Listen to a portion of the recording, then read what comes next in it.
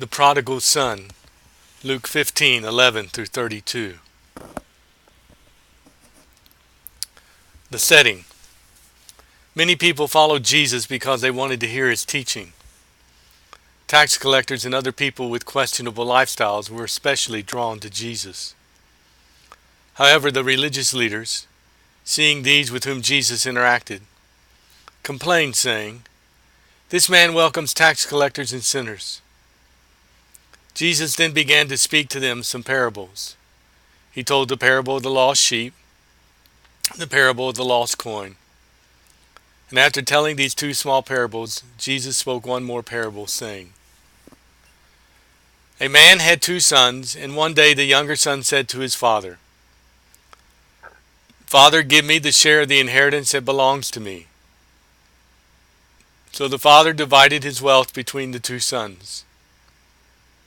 Not many days later, the younger son gathered everything his father had given to him and went on a journey to a distant country. There he squandered his inheritance in reckless living.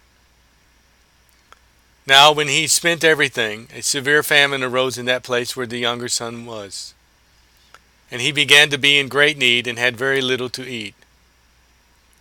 Therefore he went to work for a citizen of that country, who sent him out to the fields to feed the pigs. The younger son longed to fill his stomach with the food that the pigs were eating, but no one gave him anything. One day the young man came to his senses and said to himself, 'All of my father's servants have more than enough food to eat, yet I am dying here of hunger. I will get up, go to my father, and I will say to him, Father, I have sinned against heaven and in your sight. I have brought shame to you and our family. I am no longer worthy to be called your son. I ask that you hire me on as one of your servants.'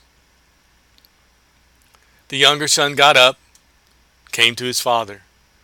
But while the younger son was still a long way off, his father saw him, had compassion on him, ran and embraced him, and kissed him. And the son said to the father, 'Father, I have sinned against heaven and in your sight. I have brought shame to you and our family. I am no longer worthy to be called your son.' The father then said to his servants, 'Go quickly and bring out the best robe and put it on him, and put a ring on his finger and sandals on his feet. Then bring a fattened calf, kill it, and let us eat, drink, and be merry.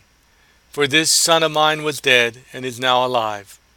He was lost and has been found.' And so they began to celebrate. Now the elder son was in the field, and when he came and approached the house, he heard music and dancing.